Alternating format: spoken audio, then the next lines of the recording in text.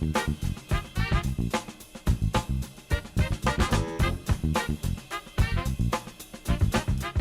name is Donnie Moten, and today I have the unique pleasure of interviewing one of my dearest friends and a man who's left a legacy of, he has a servant's heart and he always cares about those under his charge. And I'm talking about Roger Parker. Even his seniors look up to him because he's a straight shooter, always even keel, but he has a passion for soldiers and has a passion for taking care of soldiers. And I have the privilege of spending some time with him today. And so I'm very excited to have this conversation. I always believed that when I had him on my side, that we were going to win no matter what. So let's talk with Roger. Hi, I'm Roger Parker. I'm a retired command sergeant major after 30 years of service. After that, I started a business called 50 Plus, where I train people over 50. I also train people to go work security at the embassies. And now, with all that being done because of the virus, I'm just chilling and enjoying life with my grandkids. The goal is to capture your story in your own words. So what I'm very interested in is where do you want to begin? The military story or just the story of life itself? It's your story. My intention was never to go in the army in the beginning because I had left, school and then went to college and did all that good stuff. But college wasn't working out for me. And I came back home, told my mom and dad, I said, hey, I'm gonna get a job, live here and, pay rent at work. And my dad said, you too old for that. You 19 years old, you need to go out there and make your mark in the world, which kind of hurt my feelings a little bit. So I went, I waited until he left, like most guys do. And I went to my mom and I said, hey, Mom, I got a job. I'm going to work a little bit, pay rent, hang around. I don't really want to go back to college. And thinking that she was going to support me in my decision, like she usually do against my father, she sided with him and said, you 19 years old, you need to go and make your mark on the world. And so that's when I decided to join the military. I originally was going to go into the Air Force, but after I took the test, I could have went in any one of the militaries. But when I went to see the Air Force guy, he kept kind of giving me the runaround. And I really got to look at his uniform. And I didn't want to wear that blue. So, and didn't want to do the Navy. And so I was going to go to the Marines because of his uniform. But I went, at that time, all the recruiting officers was in one building on one hall. So I went down to the Marine guy and he wasn't it. And the Army guy was just leaning in the hallway. And he said, what you want to do? I said, I'm trying to join the military. He said, which one? And at that time, I was just anyone. And he said, come on in here. And so during that time, they would share the scores. So it wasn't no computer. They just, you did your scores. I already had passed the test and they just gave the scores to each one of them. And he said, well, the GT score is just in the third, 120, I think it was back. And he said, you can do anything you want. And I decided to become a signal guy and go to the airborne thing. And that's how I ended up at Fort Bragg. Signaler. No Yeah. kidding.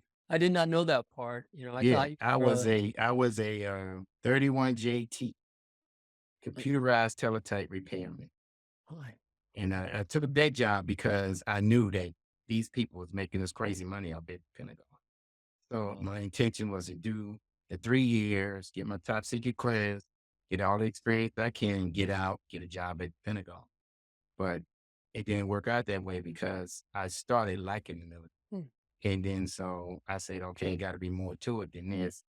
And then I became 54 Echo, a chemical guy like yourself. And So, then, so tell me a little bit more about that. What did you like about the military that made you want to stay? the camaraderie. It was like, playing sports again. The camaraderie. You couldn't, back then, you couldn't say anything bad about somebody's unit without a fight.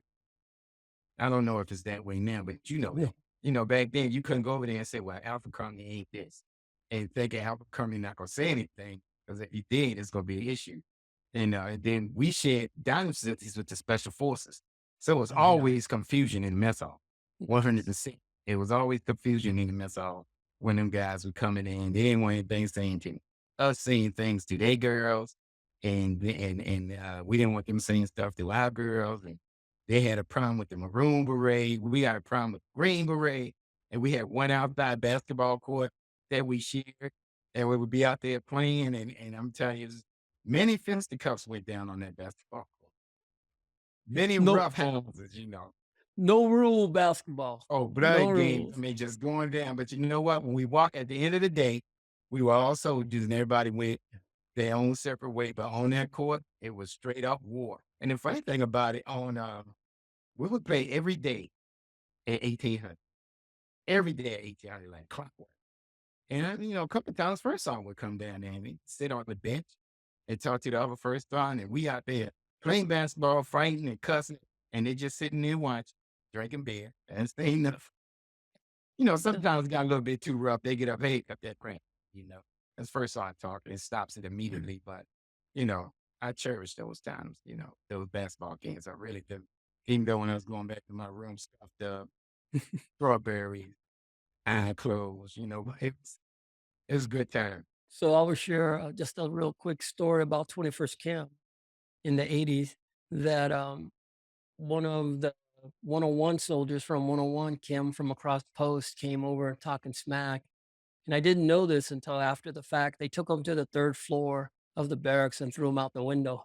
So luckily for the kid, there was a tree there. So he bounced off the tree, then a hedge, and then he hit the ground. And so he got hurt, but not so bad. And I didn't know about it, but it was the room because I never used to lock my door. So it was my or barracks room that they used. So you know who got blamed for that? You got me. But 101st had one platoon that was airborne, 4th platoon. Yeah. Yeah, I Yeah. did. So if he was from He 4th platoon, he's clearly supposed he to get. was not one of those guys. Yeah. Yeah. That's why he went out the window. Well, he's airborne for a few seconds. Yeah. Yeah. Talk to me a little bit about the best experiences in your life, whether you want to zero in on your family or the military or current, the sky's the limit. Oh man, best experience in my life as an adult was the birth of my children. To me, my children were just toys that didn't need batteries. I played with them constantly. I remember my youngest daughter, she's 36 now. But back then when she was young, I was playing with her so much and she was like 3 and she said, I gotta stop. You're gonna make me have a heart attack. Being a father was the I would dare to say probably the best experience of my life because I've always wanted to be a dad, and now being a grandfather, oh my God, just to see the look on my children's face when they bring my grandkids to my house and they tell them they can't have something and I give it to them anyway, that's priceless. That's priceless. Because my kids be like, really, Dad? Because my kids don't understand yet. When you a parent, you have to teach these rules. You have to prepare your children and go out and face the world. But when you're a grandparent, you don't have to do that. You can have all the fun you want. That's your parents' job. That's my children's job to make sure that they prepare to face the world. All they got to do is come up here with me. It's fun. That means all the candy you want, go to bed when you want to, video games, 100 hours. I got one room, got 3 TVs in there. I got 2 Xboxes and a PlayStation 4 in there. And when they go in there, it's like, that's their world. And I got a sign on there saying, grandkids are authorized at any time. Parents can only come in this room by appointment. I love By that. appointment. And so my grandson at the time was 8, and my daughter walked in there. His mom, he couldn't say the word. He said, "Mommy, uh, do you have the appointment to come in here?" And she said, "I don't need no appointment. It's my dad's house." That's excellent. That's Yeah, good stuff. I love it. My daughters and my son, they'd be like, "You don't never ask about us." I'd be like, "You grown. My job is done with you. Move on." You know what I told my son the other day? He'd be like this. I said, "You remember when I bought that new car?" He said, "Yeah." I remember he bought a Cutlass Supreme, brand new at $4,000. But I had a 75 Firebird. Nice car and everything. I kept it clean. But once I bought that Cutlass, I didn't do anything with the Firebird anymore. I said, "You remember that?" He said, "Yeah." I said, "Okay, you and your sisters are the Firebird, the grandkids." I love that analogy. you So, know. who would you say are the first that come to mind when you think about influential people for you? My grandfather. My grandfather um was his mom died when he was in the sixth grade. And so back then, when his mother died, they pulled him out of school because they had a farm. And so he had to work. So he never got no more education after the sixth grade. And back then, he had to go out there and they buried your family on the land. My grandparents had a lot of land. So, he had to go help dig the hole to put his mom in. And the pastor said what he had to say. And then they moved her and, wooden coffin back there and put her in the ground. And his dad carved the headstone out of stone, old school, himself, you know. And the amazing thing about it, granddaddy didn't have a lot of education, but his common sense was off the chart. So he ended up being, you know, almost a millionaire. I mean, he with a sixth grade education, he worked at the Naval Academy. He worked the field in the beginning. Then he was in control of the fields, and then he drew out the format for which the NATO Stadium eventually became, and it was built up with no education, nothing. He just did it, and then he redid the nets so the balls wouldn't pass through 'em when they would hit home runs. And so he got patents off that. And this guy only had sixth grade education, and he bought land and he had houses and he had apartment complexes. He bought docks and all that. And it was just amazing to me uh, that he did that with his education level being so minimal. And another thing was he never could remember all his grandkids. So, and the reason why was because, he had 18 children, 12 girls and 6 boys. So you got all your children. I had him 3 and 4. And some of my aunts and uncles got outrageous, like my Uncle Junior. He got 11 kids, but, so how would he remember? So he called everybody Putin. That's how he called everybody. He would point and say, "Hey, Putin, come in." He had the biggest house over where he lived at. The house used to be a courtroom back in the day. And the biggest house had a walk-in freezer. He had cherry blossoms and cherry trees, orchards. That we was talking about high school one day. What we was gonna do? I had already got accepted Delaware State, and to go to college and all this other stuff. And he was like, "Well, I never finished high school." And me and my cousins just looked at each other because we looking at this giant house, because he had this big old goldfish pond, in his yard. It's- and we looking at all this stuff this guy got. What you mean you didn't finish high school? We just never asked. We just knew this guy had a master's degree or something. He said, "No, I never finished high school." He said, "I never went past the sixth grade." And he was a strong influence on me because he told us, he said, "It don't matter how much education you got." He said, "What matters is that you always have will and the strength to do better." And he said, "You can make it." And I took that with me, especially, during the military career. But he was my biggest influence. And he was short too. Yeah, power to short people. He was a little dude. That's a wonderful story. I would have loved to have met him. Man, Oh I'm yeah, proud. he was something else. He never drank or anything like that, but he was always eating. Always had food in front. Yeah, I ain't mad at him. Always eat. I think I know the answer to this question, but I'm going to ask you. What are you passionate about? Oh man, besides my grandchildren, I still got that gotta help people attitude. It was just like when I was the army. It was always take care of the soldiers, take care of the soldiers, take care of the soldiers. And I love doing that. I love picking up the phone and say, "Hey, Tom Major Moten, can you do that?" I love that network, but you don't have that network in the civilian world. We talked about before, Donnie, when I was making all that money as the security supervisor for the Annapolis Town Center. And I walked away from that job, even though I was making crazy loot because I didn't like the way they treated the people. And I didn't like the way they talked to people. They didn't talk to me like that because, I was one of the guys running the business at the time. And that encouraged me to start my own business. When you first leave the military, for me, I can't talk about everybody now. I'm sitting up there hanging with my grandkids, before I knew it. I was 50 pounds on the fat boy program. I Yeah. was overweight grossly, and I was having issues I never had before, borderline diabetic, Mhm.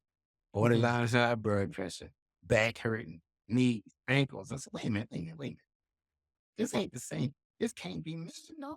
Big time athlete, high school, track basketball, and all this. Join the army, jump out of the plane. What you mean my knee met? Well, I knew my knee was messed up. I left the military. Yeah. Back because you got so much weight, and I was 250 something pounds, 6 feet. And I'm like, that's a football player. So I started going to the gym. And when I started going to the gym, the weight started coming on. So when I needed to know more, now we had the master fitness training when I was a drill sergeant and that type of stuff, but I needed to know more. So I went to school and got a associate's degree in health, fitness, and exercise. And so after that, then I became a certified nutritionist. Then I became a certified trainer. And then I used all that just for me, which I was Mhm. selfish with it. So I met this guy in the gym and he said, you should train people.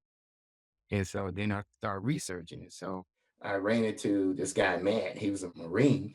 He got out and he was trying to get a job at the embassy. So I went and researched that and saw that they had to take like a PT test. They had to quantify what they weighed and they had to be a certain weight. And I said, well, hell, that's right up my alley. So, I went, got a contract and started training folk to take jobs at the embassy. I knocked the weight off them, took them out to Fort Meade. They got a range up there, teach them how to shoot the pistol.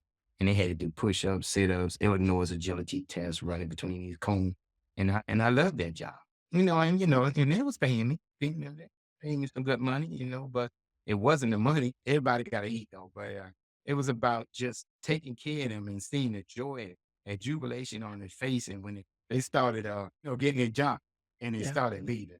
And the only one I got left now is Matt, and that's only because he popped his shoulder out. I think I told you about that. Yeah. Yeah, you did. CMS his shoulder. If it wasn't for that, he would be gone too.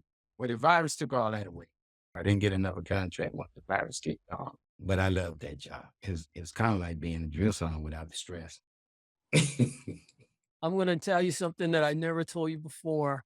And when me and Colonel Visser were after we visited with you and Matt Mingus, we were at the Baltimore airport. He turned and looked at me and he said, Sergeant Major Parker, I think I've never met a more dedicated guy who loves soldiers.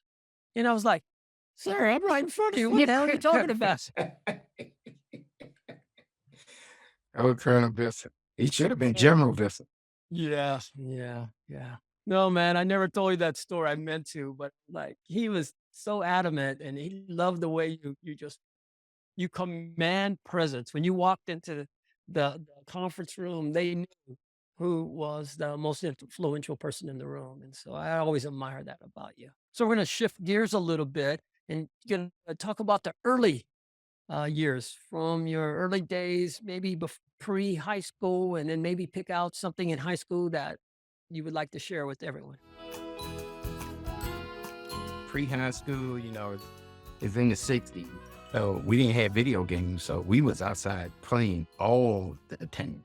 And all you did was run up and down the street, man. And you know what? And my body can't do that anymore. But, racing, that was a big thing.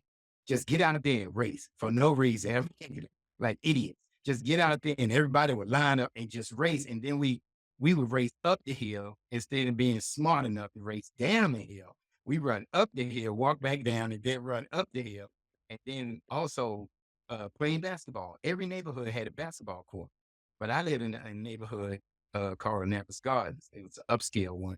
And our basketball court had lights. Now, I know it's not a Yeah. big thing to young folk, but they had lights. We could turn the lights on at night. You hit that switch so we could play basketball at night. Other neighborhoods didn't have that. So now we challenging other neighborhoods and we had night games. That was such a big deal. And the whole neighborhood would be out there. Parents would be out there sitting around watching. And I miss that camaraderie that people used to have. Parents would be out there watching and you out there playing like Napa's Gone would play Newtown 19 or Newtown 20 or in town or Eastport. And the parents would actually bring their kids over like it was a league, and they would come over there and they all the parents knew each other because it was one black high school in Annapolis. So they all Mm. went to the same, so they all knew each other. So it was just a big get together. and we would be out there playing basketball at 9, 10 o'clock at night, and we get somebody to referee, not somebody trained, Of somebody course. dad would come out there and referee and stuff, and we would be out there all night, and it was the same guys that I played with in junior high, high school, same guys I would play basketball stuff with. So if I'm not mistaken, you got a basketball scholarship to Delaware State A little bit, University. a little A bit. little bit. So talk about your basketball career in high school. Nah, basketball in high school wasn't really a good career for me. The coach had his favorites. That's pretty much all I'm gonna say on that. Those are the ones that went places, you know. And for me, I had to go outside to eventually get somewhere. My basketball career really didn't take off like I wanted it to until I went overseas when I was stationed in the Netherlands. And I had the opportunity to play to represent the country in what they call the mini Olympics. And, we traveled and went all up and down, went to Germany, over us. And we had our own bus, and we would be on TV over there on the radio station. And that's when my basketball career really, really kicked off. And I think I was at my height. I won the slam dunk contest. Before I went over there, when we played basketball in McCullen, I was a league MVP. So that's when my basketball career didn't really kick off until the military. And that's because the military training made me a lot stronger and faster. Yeah. High school, I was just a kid, just had a kid body. But when it came to the Army, man body. Yeah. But, in our Corps, and for yourself, we had a lot of athletes. Oh yeah. I had a lot of athletes in the chemical corps. And, too many to really name, but these guys could do it all. And playing against those guys, and leaving McCullen and going overseas. I mean, I came from overseas to McCullen, but the competition was more strenuous at McCullen than it was, even though I was playing against the Belgians, the Dutch, the Germans, the Canadians during Olympic trials. Going against them was easier than coming back to the state and playing against those chemical guys, because those guys, you had a couple guys that forget the one guy that, he was a professional football player for a while.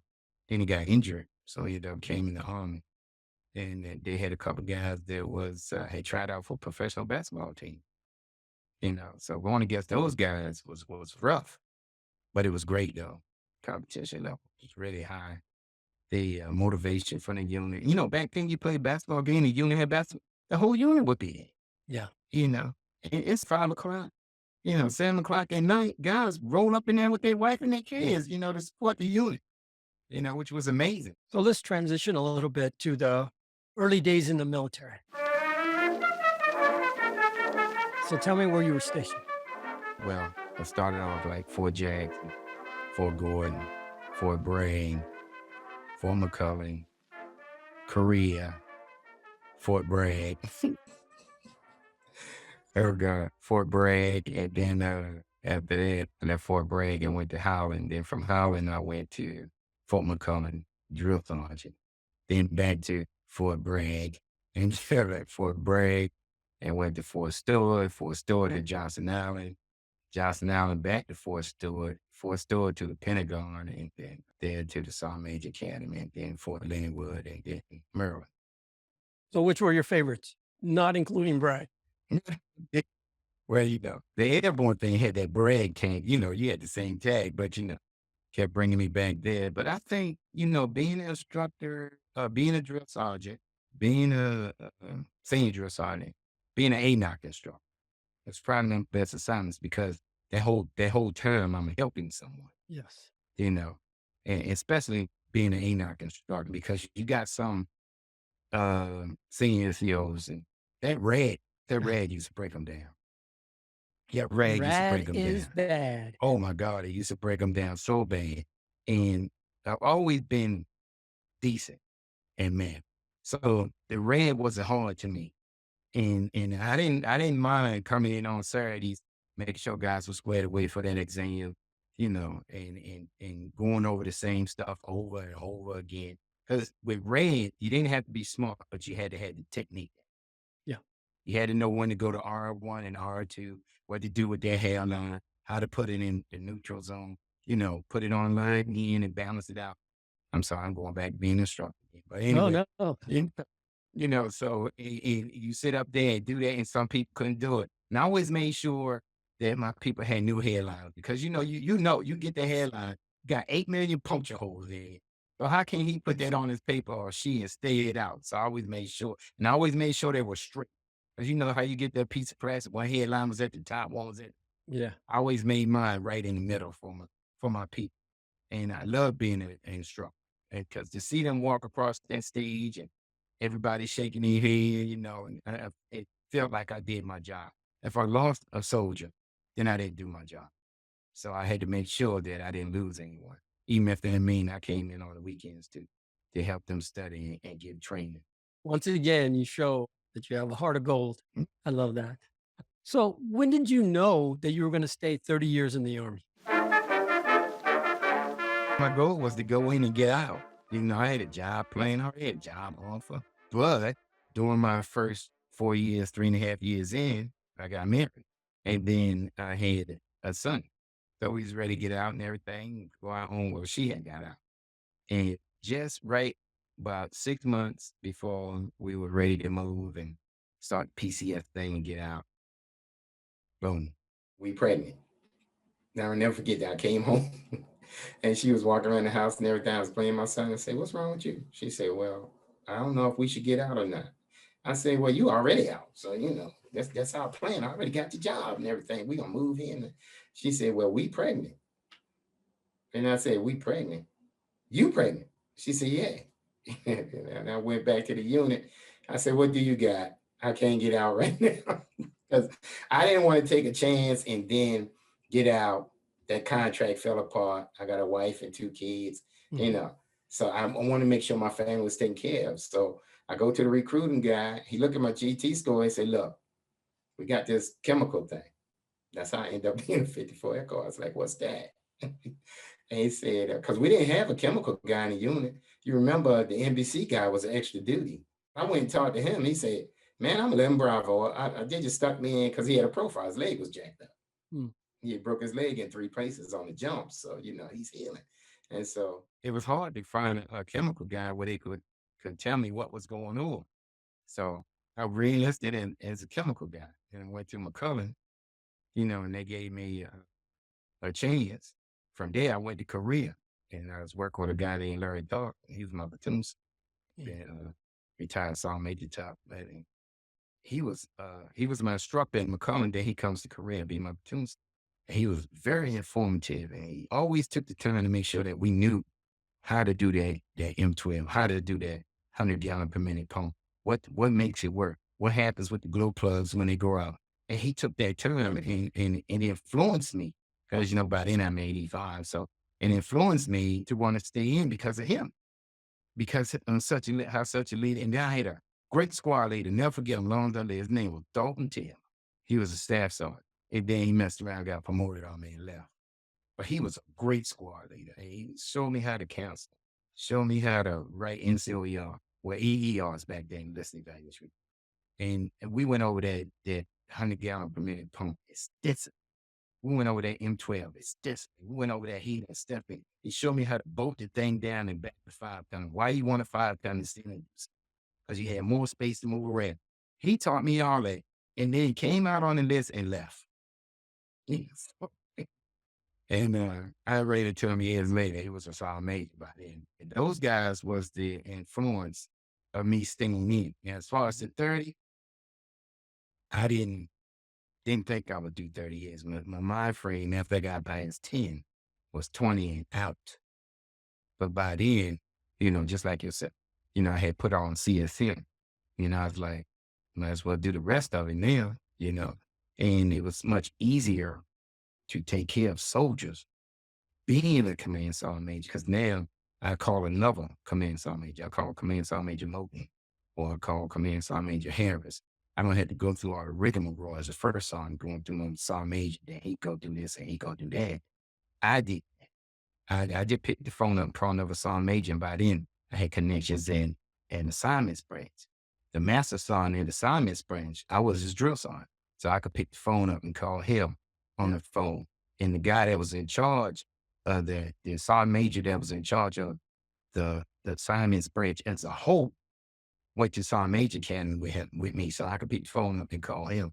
And, really enjoyed that part of the military of taking care of the soldiers and their families.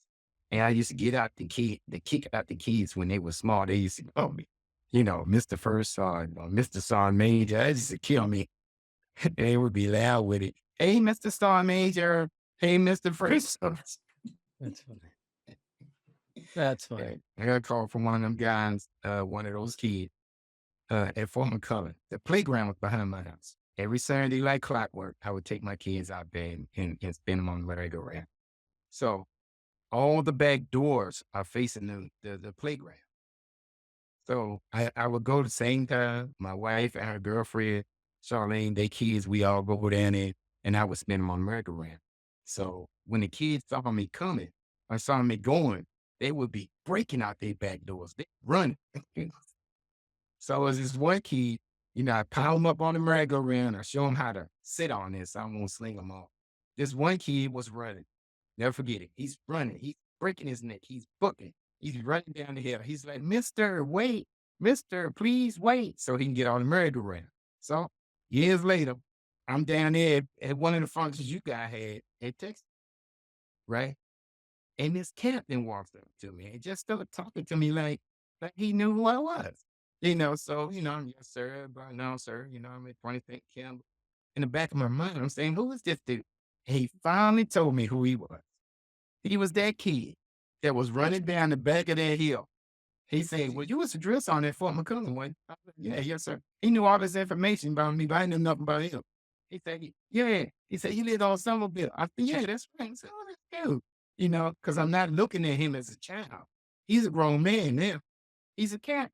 And then he said, you remember this kid that was running down the hill one day? He was running. He didn't want to be late. And he wanted to. I said, yeah, this kid can't run. So now I'm thinking maybe he was there, But as an adult, it's not clicking. And he said, I was that kid. I was that kid, Sergeant Major. And he said, it was like clockwork. His father was a military police guy. And he said, I would sit there at that back door on Saturdays and wait for you to come. As soon as I saw you and your family head towards that merry-go-round, he said, I'll break my neck getting down there. And he said, you would push us for like hours.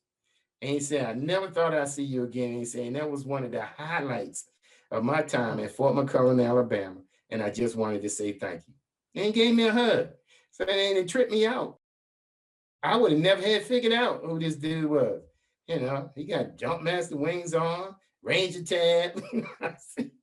And he's telling me all this stuff about myself. But I knew when I looked at him, I said, this dude can't be nowhere near my age because he's so young, because I'm in my late 40s by then.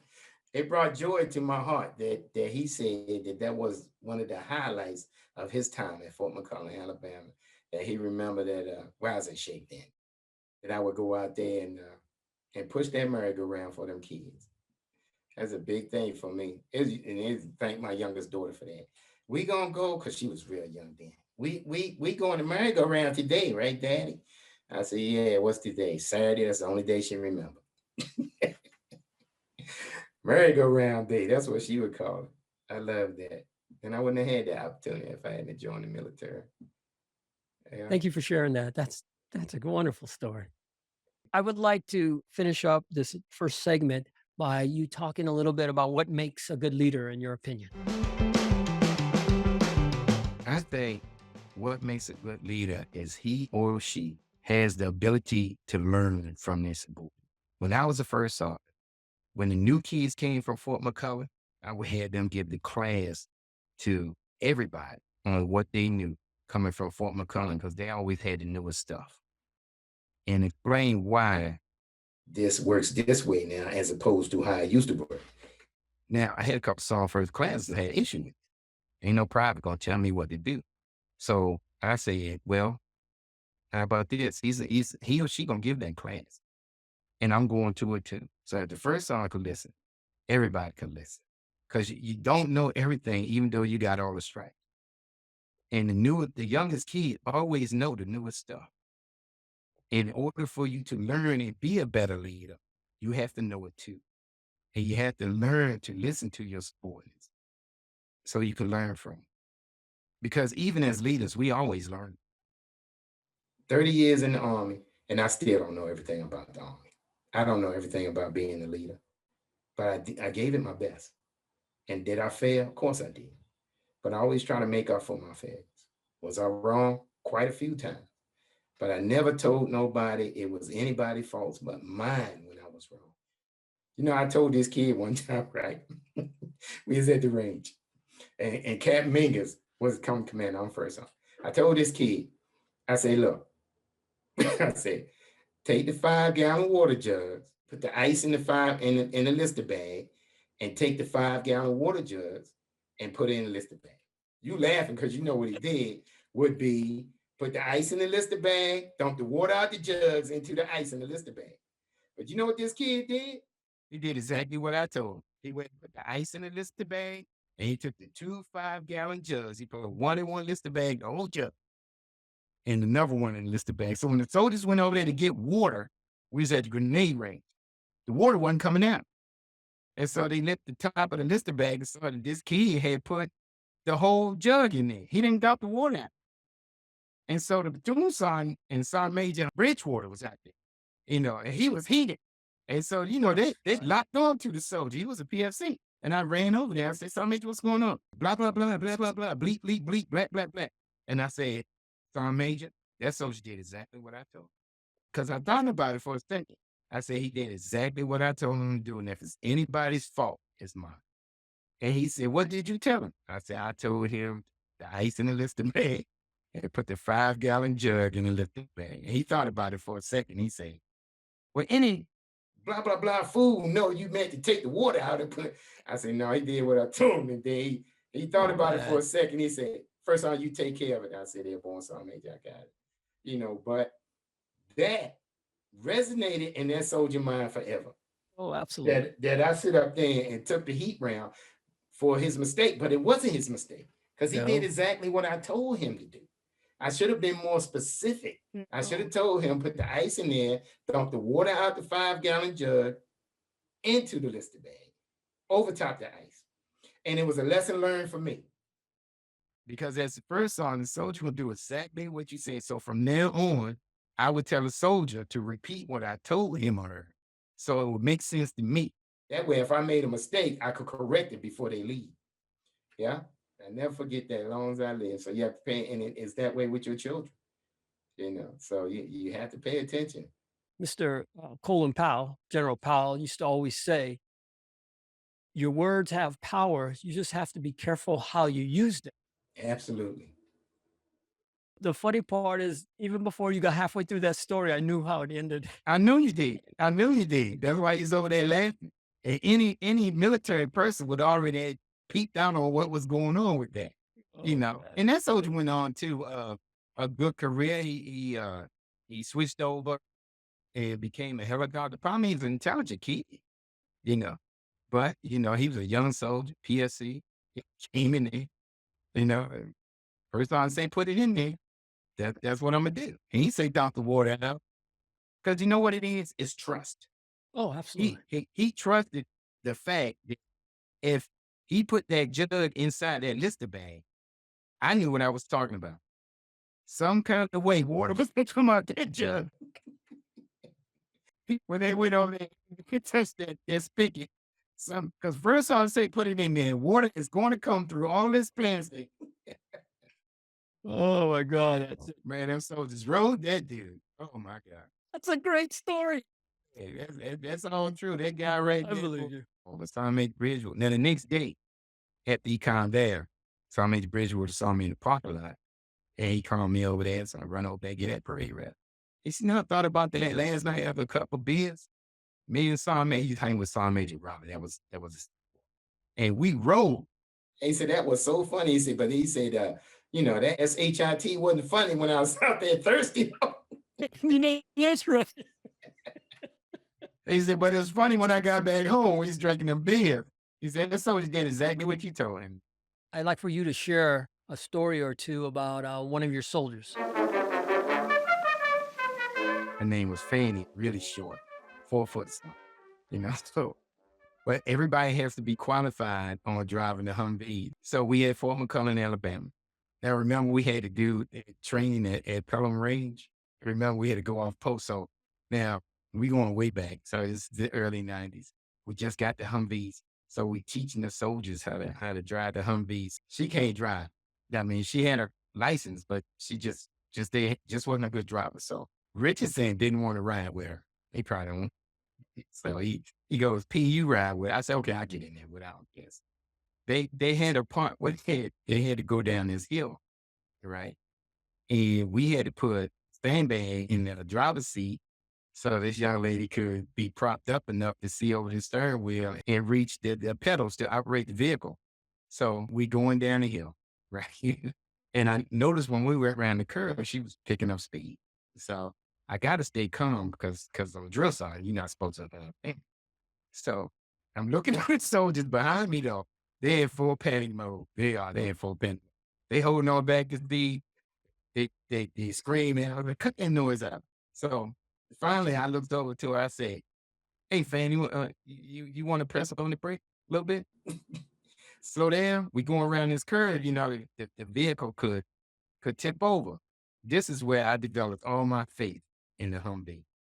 So what she thought was the brake was actually the gas pedal. That's what she was pressing. So when we went around the curve, we went over the side of the hill. So now we're going down the hill, and now that dress up stuff is gone out the window because we're going down, we're careening down the side of this hill. We're off the road. So I'm screaming like everybody else. And we get down to the bottom of the hill. Boom. The vehicle hits the bottom of the hill. It bottoms out for a second and comes right back up, jumps over the top part of the other hill. Boom. Lands at the end of the route that we supposed to be taking. So everybody in there panicked but her. The whole time, that girl kept right on driving like it was normal for what she was doing. Oh, when we get back, three of us in there looked like we ain't took a shower. That's how much we were sweating. But Rich said, he said, Pete, what happened? We saw y'all going down off the bottom of the hill. The first son said, oh, they done. Y'all better get the medics on standby. But we hit the bottom of the hill and popped right back up. And I looked at her and she said, Drisson, is there anything else I need to do to get my license? And I looked at her and I said, no, you passed. You're not driving anything else the rest of the time. Never turned over once. And I told First Son Sullivan, I said, that's an awesome vehicle right there. And he said, yeah, but that driver wasn't SHIT. I said, yeah, that's right, First Son. And then when I was the first son at Johnson Island, I saw her in Hawaii. She was a staff sergeant. And I said, you still drive the same way? I still drive the same way. First time my husband be complaining all the time. I say, you're a brave man. Stay off the road. Oh my That's good God. stuff. If you had to pick one or two of your favorite mentors or somebody who impacted your career, who would that be? Well, the first one would be Sergeant Major Lyons. Carl Lyons, he passed away. But when we was on the trail, some drill sergeants on the military police side had done some outrageous crap. So the post sergeant major, who was a drill sergeant, called all the drill sergeants over to the NCO club for this big meeting. So when we got there, they had all us sitting out there on the tables and everything. And then they had nothing. It was just whatever they had on the table, tablecloth, salt and pepper shaker, that's it. But at the head table, they had water, they had tea, they had donuts, cookies, So when Sergeant Major Lyons came in there, he came in there late. And he looked and he said, Sergeant Major, he said, I don't see nothing on the drill sergeant's table, no refreshments or nothing. And he said, well, they're not going to get any refreshments at this time.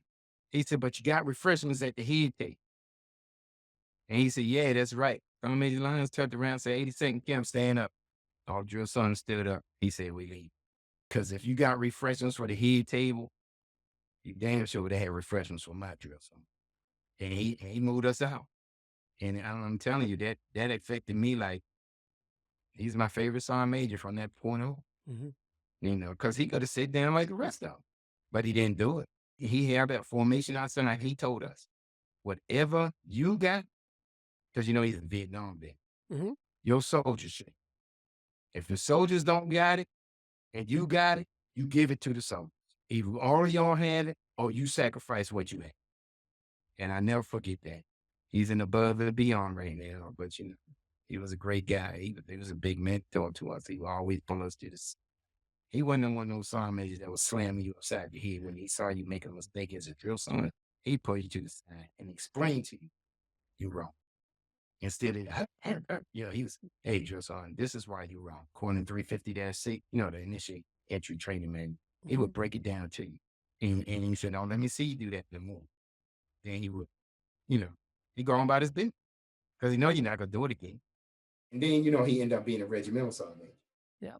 Yeah, so he was a great mentor. He really was. I really felt the Corps was thriving, but we had him as the head guy.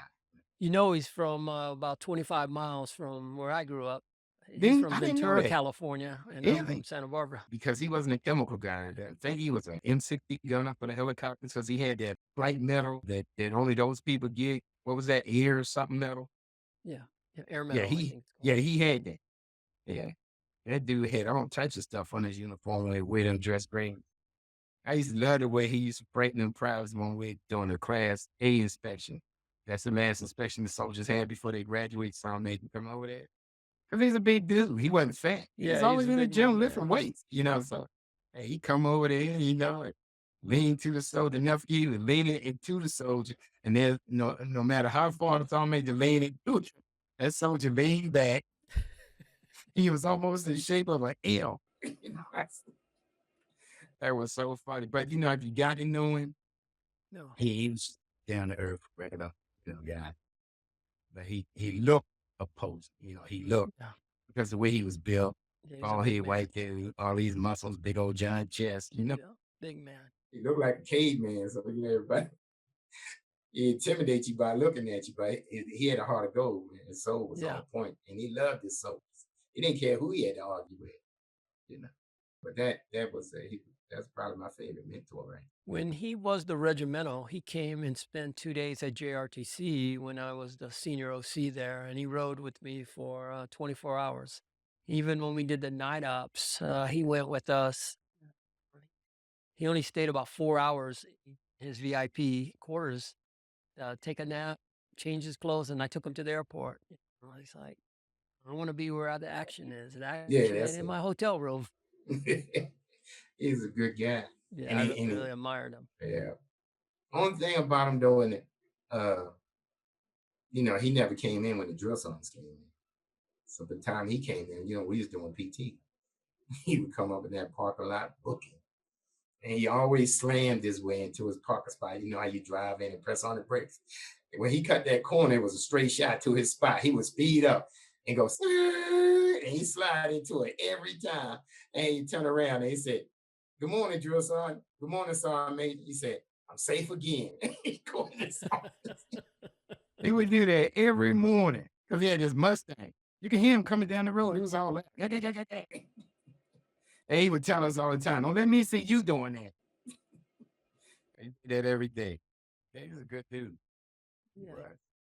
I thought the world of him as well. He was very, very professional and helpful to me. And so I'm glad to hear that.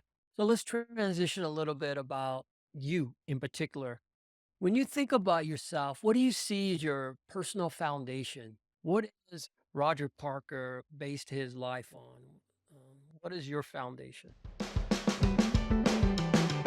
Well, you know, in the beginning, I guess I was like everybody else, trying to figure out what was best for me because it was all about me. But then as I got older, start having children, my basis became them, you know, because it went from what I could do that would benefit me to what can I do that could benefit them?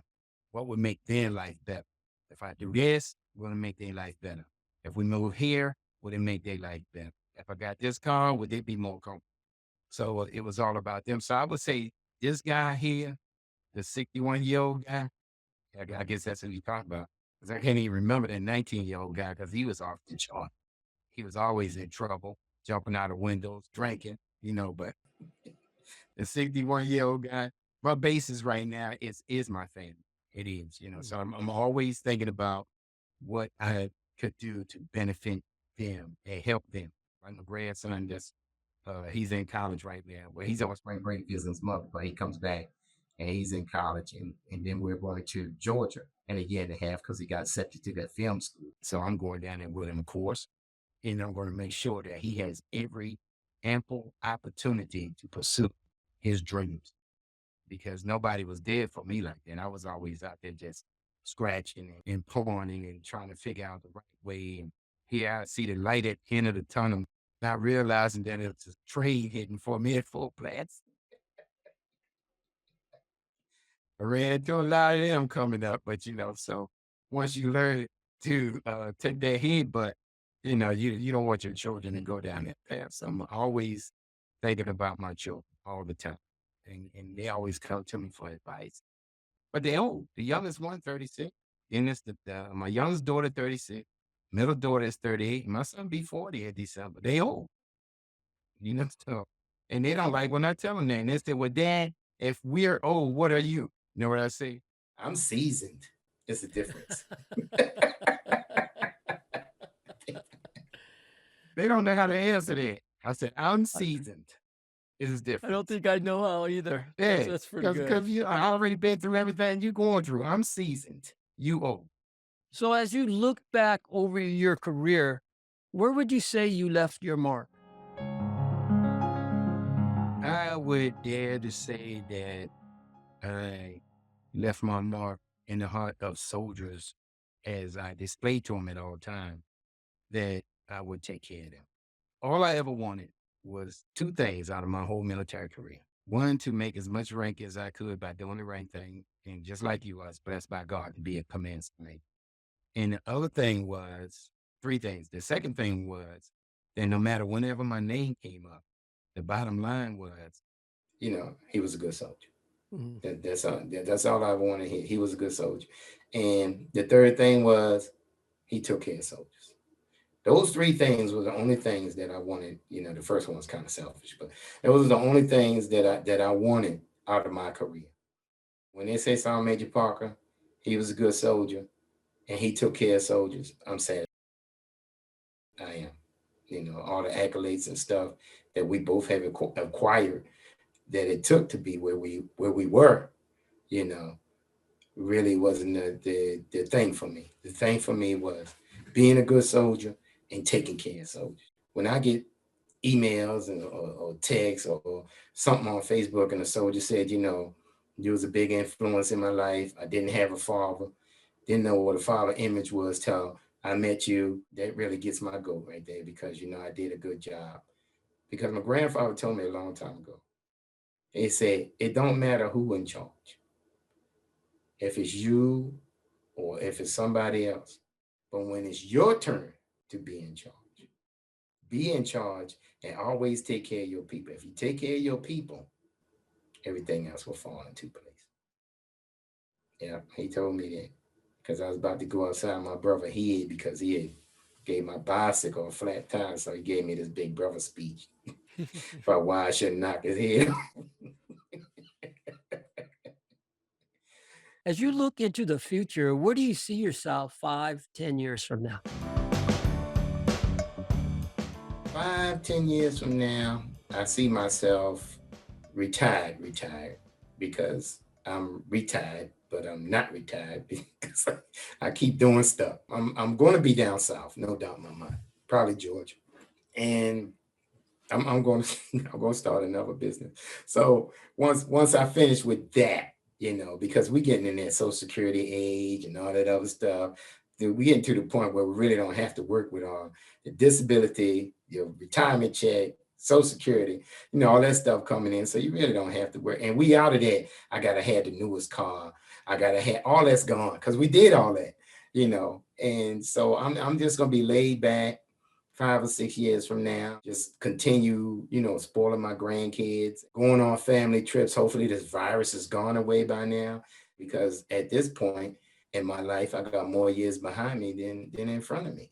So I'm going to try my best to enjoy every day, I don't say every day like it's your last day because you don't know what your last day gonna be. But I'm gonna try to enjoy every day the best that I can. I'm gonna enjoy my. I'm fortunate to have my mom and pops, even though they still talk to me like, well, not my father, but my mother still talk to me like I'm 15 years old. How you gonna tell me take you somewhere and then tell me what car you want me to drive? Because I got a little Volkswagen. I drive a little sports Volkswagen, and that's my car to run around the city in. Because I put gas in it once a month. So she wanted to go to this dinner that they was having. I think they 80th or something, high school reunion or something like that. And I said, she'll never ask me nothing. She said, Friday, I'm gonna need you to drive me and your father to Gladys Pier. And I said, I don't even ask why. I said, yes, ma'am. And she said, and we want to ride in the 300 seat. What's wrong with the Volkswagen? That's a special edition Volkswagen. They only made 25,000. I mean, that thing tight. I always get people wanting to know where's they want to buy it. I don't want to ride in that car. I want to ride in the 300 seat. I never drive the 300. It's out there under the cover, right? And I said, yes, ma'am. But when she hang up, I'll be talking. I'll be talking when she hang up. I sure do. And I'm at my house. When she hang up, I'll be talking. I drive whatever car I want to after I make sure that my phone hung up. Yeah, but I feel blessed to have my parents. I watch a lot of friends say goodbye to their parents while we was in the military, and then a lot of times they couldn't leave and go home. So when my brother left, I was blessed to be able to come home, and then my sister passed away last year, and I was here. But I'm blessed to have my parents. Even though they can be nerve-wracking sometimes. Not my dad; he's so low maintenance, it's pathetic.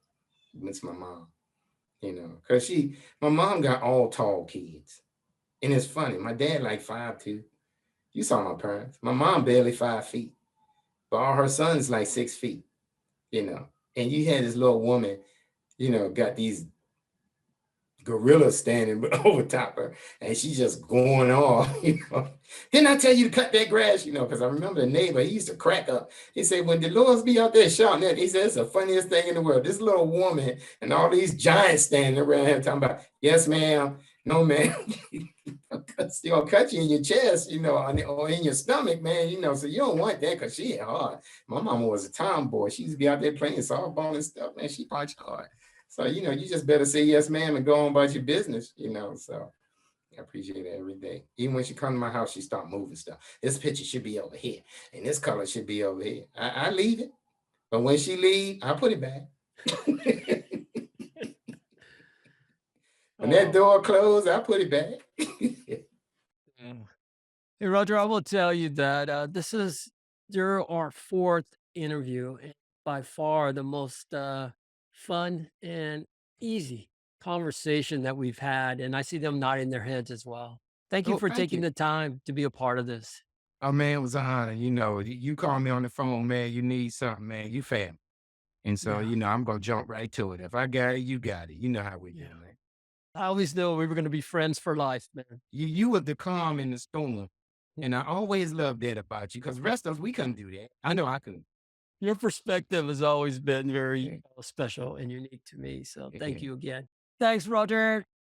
Hey man, thanks for having me. I really appreciate it. Oh, man, the pleasure's ours. I got to get down there and get some more of your wife good cooking. That's why I met your daughter when I was over your house eating. Yeah, I Yeah, remember. old time. Roger, again, we really appreciate your time and thank you for being a part of this. Thank you very much for your time, everybody. All right, man. Appreciate y'all, man. Y'all have a blessed day. It's nice I meeting got big love for you, RL. Big Big love. love always, brother. Thanks, Yeah. guys. Bye bye.